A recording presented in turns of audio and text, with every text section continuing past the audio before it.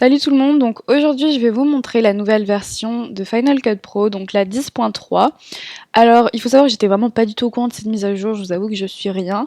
Et du coup pour télécharger cette version de Final Cut, j'ai dû faire la mise à jour de mon Mac, donc télécharger la nouvelle version OS X. Et je sais pas si c'est moi ou quoi, mais j'ai trouvé mon Mac super lent depuis et il l'est toujours, donc c'est un petit peu chiant, je vais voir ce que je peux faire pour réparer ça. Mais bon, bref, voilà. Donc, ce qui a vraiment changé, comme vous pouvez le voir dans cette version, c'est l'interface. Maintenant, tout est plat. Le logiciel est vraiment beaucoup plus sombre et ça me fait penser à iMovie. Franchement, c'est vraiment le même design et je trouve ça vraiment super cool, super beau. Je suis vraiment fan de cette mise à jour. Dans cette vidéo, je vais vous montrer un peu ce qui a changé de place, ou les retrouver.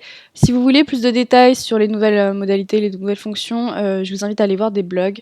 J'en parlerai pas forcément dans cette vidéo, mais donc voilà. Donc tout d'abord, on va commencer par tout ce qui est projet, etc. Donc là, c'est pareil que dans l'ancienne version, vous avez vos projets avec vos médias qui sont réunis par collection. Donc vous voyez, tout est là.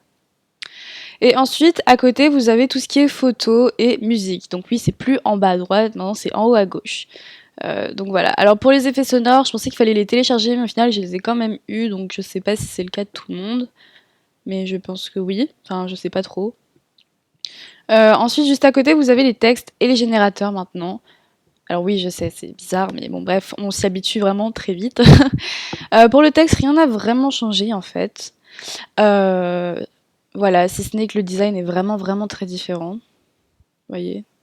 Et pareil ici, il me semblait pas qu'il y avait autant de fonctions, mais je peux rien vous affirmer parce que je me souviens vraiment plus.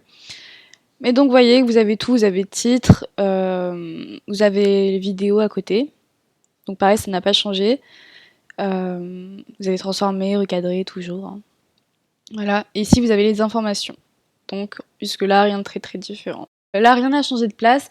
Ça, je préfère l'enlever. C'est une option qui vous permet en fait d'avoir le son quand vous survolez un plan. Mais tous les monteurs vous le diront, on est d'accord, c'est assez chiant. Du coup, je préfère la retirer, mais c'est que mon avis. Et ici, c'est une nouveauté en fait. On va pouvoir changer la grosseur des plans.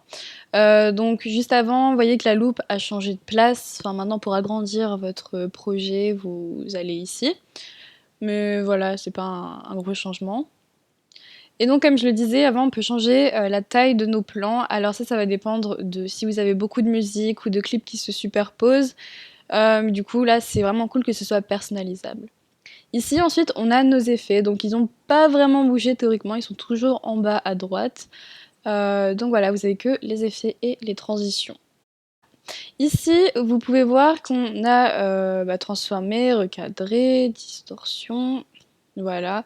Moi, je trouve que en fait, dans cette nouvelle version d'iMovie, tout est fait pour que le montage se passe de manière plus rapide.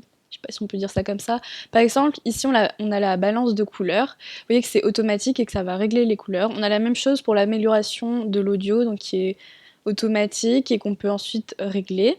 On a pareil le réglage de couleurs, donc au lieu d'ajouter l'effet étalonnage, vous voyez que on peut régler la saturation, l'exposition et tout directement, rien qu'en cliquant sur la petite baguette magique. Ici, vous voyez que vous avez les effets donc de ralentir, accélérer, suspendre, etc. Ce qui avant était quelque part ici. Voilà, pour que vous soyez pas trop perdu. Ensuite, avant, on avait une petite jauge qui se trouvait à peu près ici, où c'était écrit 100% des fois. Enfin, en gros, c'était un peu les tâches d'arrière-plan. Maintenant, vous pouvez les avoir direct en cliquant sur la petite checkmark. Puisque avant, on devait passer par fenêtre et cliquer sur tâches d'arrière-plan. Maintenant, il y a vraiment un bouton qui est dédié à ça. Donc pendant l'importation, pendant que le projet est en train de s'importer. Enfin, bref, c'est cool. Ici, dans l'objet présentation, ça n'a pas vraiment changé en fait, vous avez toujours les mêmes instruments, vous pouvez afficher, oui, les instruments vidéo, donc c'est tout ce qui est courbe de luminance, etc. Et ici, ce qui est bien, c'est qu'on peut personnaliser le logiciel en fonction de ce qu'on veut. Par exemple, on peut faire disparaître les effets ou la petite partie de droite pour que ça ressemble un peu à iMovie. Enfin, vous voyez qu'en fait, cette version est vraiment, comment dire, très personnalisable. Et donc pour importer, vous avez ce petit bouton.